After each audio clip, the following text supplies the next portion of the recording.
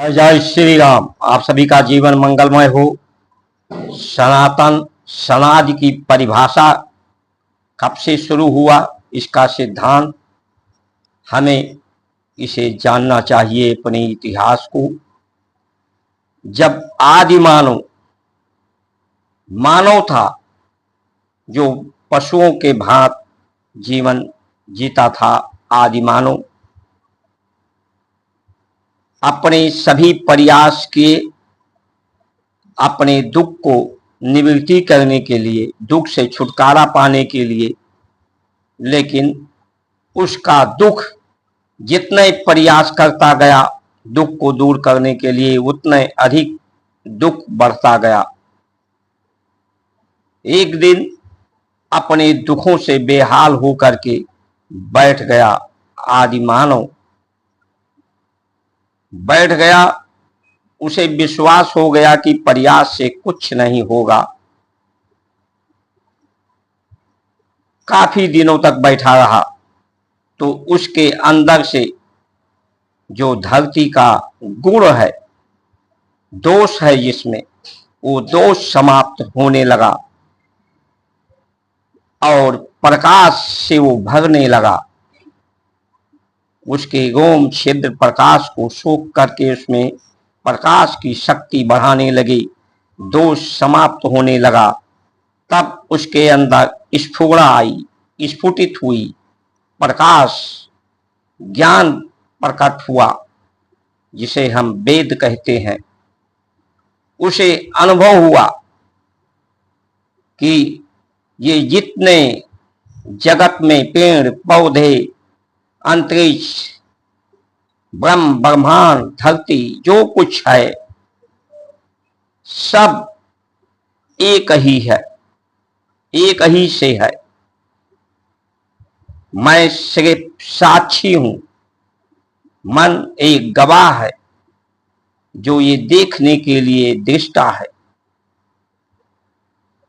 फिर उसने कहा कि सब कुछ तू ही तू है।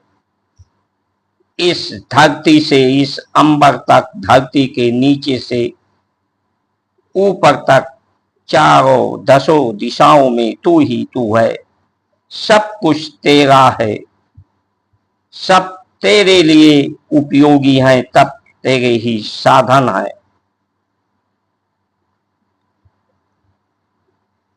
तो उसे अनुभव हुआ कि इनकी सेवा से, प्रेम से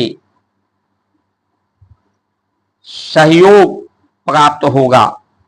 तो वो सबकी सेवा करने लगा। जो उसे हानि पहुंचाते थे, जीव जंतु जानवर, जिसको वो हानि पहुंचाता था, उन्हें हानि पहुंचाना बंद किया।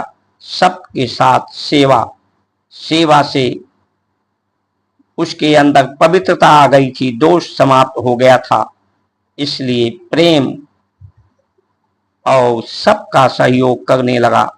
सब मनुष्य के सहयोग करने लगे। तब से इसको मानुष कहा गया। मानुष का पर्याय मन के द्वारा इष्ट को प्राप्त कर लेना। इष्ट परमानंद है, परम आनंद से भर जाना, सच आनंद से भर जाना। सत्य ये है कि सब कुछ तू है, तेरा है, तेरे लिए है। सच्चिदा आनंद परमानंद से भर जाना। और जब धरती का, प्रकृति का दोष से निवृत्त हो जाना, ये दोष जो प्रकृति का है, प्रकृति में गति है, धरती में दोष है, तो ये दोष बढ़ जाने से इसमें परिवर्तन होता है, तेजी के साथ परिवर्तन होता है। इसी परिवर्तन को हम बीमारी की अवस्था कहते हैं, जब तेजी के साथ परिवर्तन इस दोष के कारण होता है। इस दोष को पूरा नहीं समाप्त किया जा सकता, क्योंकि पूरा तरह से दोष समाप्त हुआ तो ये सृष्टि नहीं रहेगी।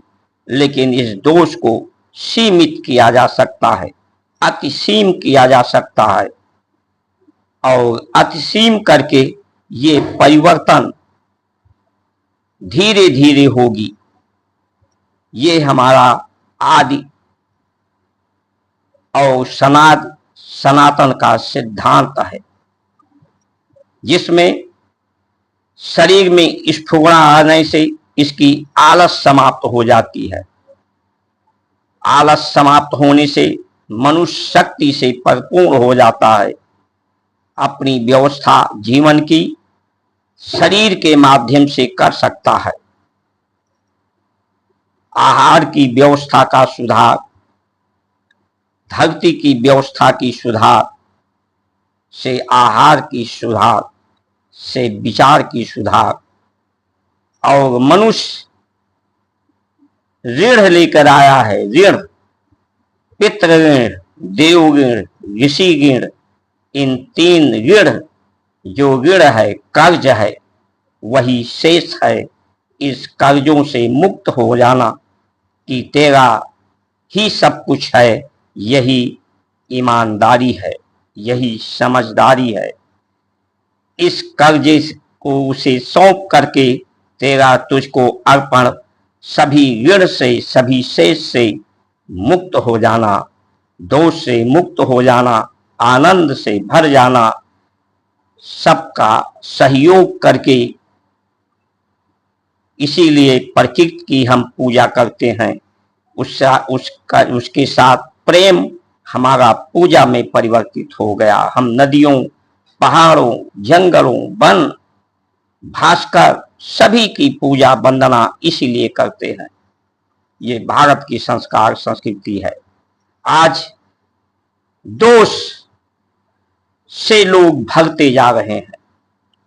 सभी में दोष इस धरती का बढ़ता जा रहा है। दोष बढ़ता जा रहा है तो परिवर्तन तेजी से हो रहा है, और शरीर में आलस बढ़ता जा रहा है, जिससे साधन की मांग बढ़ रही है।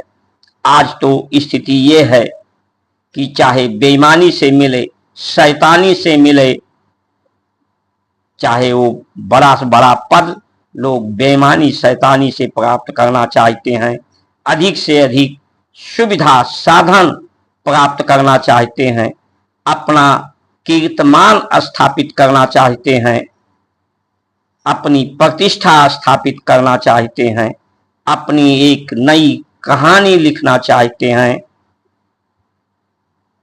जो परंपराओं को छोड़ करके नई व्यवस्था बनाना चाहते हैं, और इस व्यवस्था से जब लोगों का विश्वास समाप्त हो रहा है, क्योंकि दोष बढ़ रहा है, दुख बढ़ रहा है, परिवर्तन बढ़ रहा है, बीमारी बढ़ रही है, शरीर में आलस बढ़ रहा है, शक्ति नहीं है, तो जब इस व्यवस्था से लोगों का विश्वास समाप्त होना ही अरुचि पैदा करता है। अरुचि ही वैराग होता है। तो इस व्यवस्था से लोगों में अरुचि पैदा होगी, और इसी व्यवस्था के द्वारा दुख पैदा होगा, और इसी दुख के द्वारा ही संघर्ष बढ़ेगा। प्रकृति का संघर्ष, मानव में संघर्ष आज मानव का शत्रु होता जा रहा है। इसी साधन और सुविधा के प्राप्त करने के लिए संघर्ष इतना बढ़ेगा कि दुर्गति और लोग दुर्दशा को प्राप्त करके, ये जो व्यवस्था आज दिखाई पड़ रही है, ये व्यवस्था 2044 तक इनमें से जो प्रकाश के कारण जो व्यवस्था है, जो प्राकृतिक बिजली के द्वारा जो ऊर्जा है, कार्बन हाइड्रोजन के द्वारा जो ऊर्जा है, जैसा नितिन गडकरी ने कहा, हाइड्रोजन ऊर्जा का उपयोग इस देश का सौभाग्य होगा, जो अवश्य भावी दिखाई पड़ता है, जिसकी संभावनाएं कि 2027 के पहले नितिन गडकरी इस देश की प्रधानमंत्री बने और विश्व में अपना परचम भारत का लहराएं। हाइड्रोजन ऊर्जा का प्रयोग करके ये जो गंदगी है, मानव मल है, संसार का अवशेष है, इसमें भी शक्ति है, इसमें हाइड्रोजन ऊर्जा है। हाइड्रोजन ऊर्जा का उपयोग करके और उसके अवशेष हैं उसे जैविक खाद में परिवर्तित करके किसानों के लिए उपयोगी करके धरती की क्षमता बढ़ाई जाए, धरती की रक्षा की जाए, प्रकृति की रक्षा की जाए और विश्व के लोग भारत की स्थिति को देख करके अपने में परिवर्तन लाएंगे।